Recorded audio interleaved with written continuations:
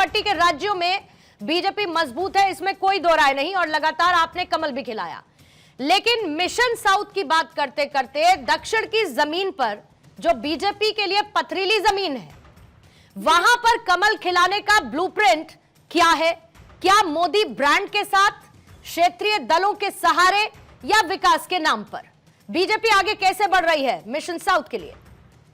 पूर्णिमा जी, ये बात सही है कि हम साउथ में कमजोर हैं, और उस साउथ में कमजोर होने के कारण हमने वहां पर अपने संगठन को बढ़ाया है कुछ वर्षों में, और हमने उस संगठन को बढ़ाने के लिए सेवा को और जो देश में विकास हो रहा है, दोनों को साथ में रखकर जनता के बीच में जा रहे हैं।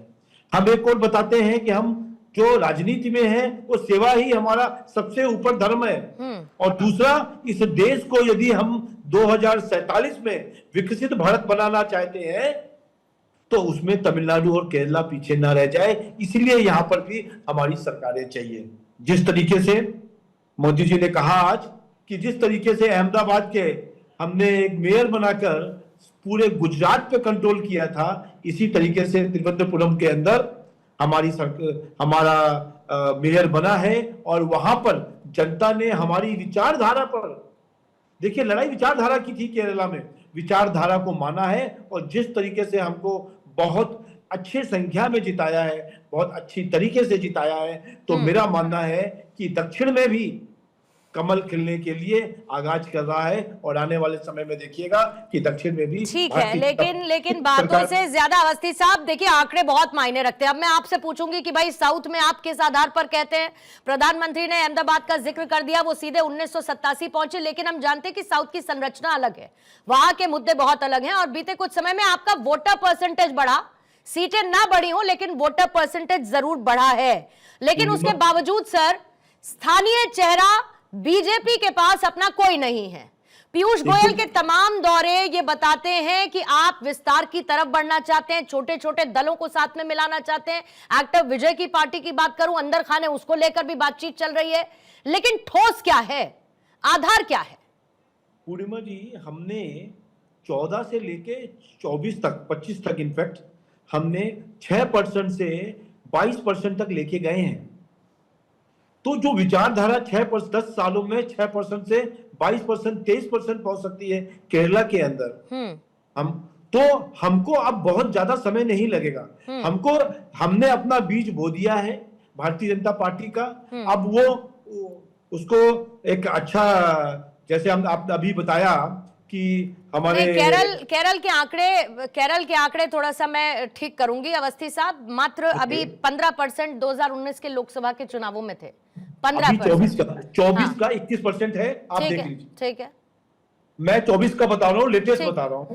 15% था, और 6% से चालू किया था हमने। ठीक है, करेक्ट। तो मैं पूर्णिमा जी वही कह रहा हूँ कि ऐसी स्थिति में जब हमारा देश आगे बढ़ रहा है, और देश के अंदर एक बहुत बड़ा हमारा जो राष्ट्रीय नेतृत्व है वो साउथ में काम कर रहा है, और दूसरी ओर जो कांग्रेस है वो दिन प्रतिदिन घटती जा रही है, खत्म होने के कगार पे है, और तो देश को कोई एक बड़ा ऐसा नेता नहीं मिल रहा विपक्ष में जो ये कहे कि हम विपक्ष की डोर संभाल सकते हैं।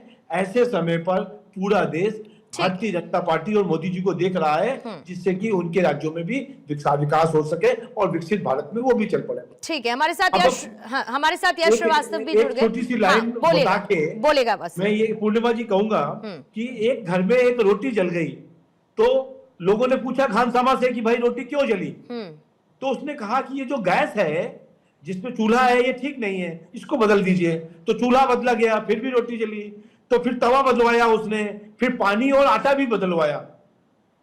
पर बाद में पता चला कि उसमें तो सब चीजें ठीक थी, पर खानसामा ही को रोटी बनानी नहीं आती थी। यही कांग्रेस की स्थिति है। कांग्रेस के पास नेतृत्व ही नहीं है, और राहुल गांधी के रहते हुए कांग्रेस को दिन प्रतिदिन हारना ही है। लगातार इतने चुनाव हार चुके हैं वो, हमको लगता नहीं है कि वो कांग्रेस अब विपक्ष की भूमिका को राहुल गांधी जी आगे बढ़ा सकेंगे। ठीक है, यश श्रीवास्तव कांग्रेस के प्रवक्ता हमारे साथ जुड़ चुके हैं। यश, आपका भी मैं स्वागत करती हूं।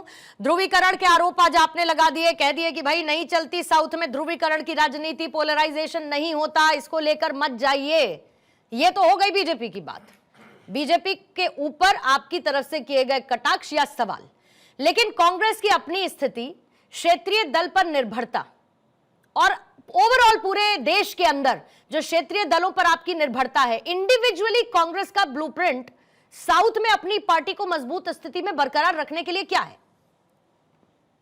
पूर्णिमा जी, पहली बात तो यह है कि क्षेत्रीय दलों पर निर्भरता नहीं है, वो क्षेत्रीय दलों के साथ सिंक है, उसको सहयोग, संगठन जो भी कह लीजिए। हम क्षेत्रीय दलों को खाने के चक्कर में नहीं रहते कि नीतीश कुमार जी को जोड़ें, फिर उन्हीं के विधायक तोड़ के अपने पास मिलाने लगे तो नीतीश कुमार जी दूसरी पार्टी में जाएं और थोड़े दिन बाद फिर उनकी कोई फाइल पकड़ में आ जाए तो फिर हमारे साथ आ जाए। ये हम नहीं करते। दक्षिण भारत में अब जैसे आज अभी खबर भी आई है कि प्रधानमंत्री जी ने कुछ ट्रेनों का उद्घाटन किया है, मुझे वो कम लगता है। मेरे हिसाब से प्रधानमंत्री जी को हर डब्बे का उद्घाटन करना चाहिए और कम से कम 2 कंपार्टमेंट में उनकी और बाबा रामदेव की रेस भी होनी चाहिए कि टॉप बर्थ पे कौन पहले पहुंचता है, जिसमें वो ही जीते हैं, बाबा रामदेव को। इसके बिना बीजेपी का शो मुझे अधूरा लगता है। तो दक्षिण भारत का ऐसा है कि आप हर चीज को केवल चुनाव जीतने के गणित में सीमित करके नहीं देख सकते, इसलिए बीजेपी हर बार हार जाती है। दक्षिण भारत में वादे पूरे भी करने पड़ते हैं, जैसे कि तेलंगाना और कर्नाटक में हमारा जो रिपोर्ट कार्ड है अभी तक का, वो बीजेपी के किसी भी स्टेट से ज्यादा अच्छा है।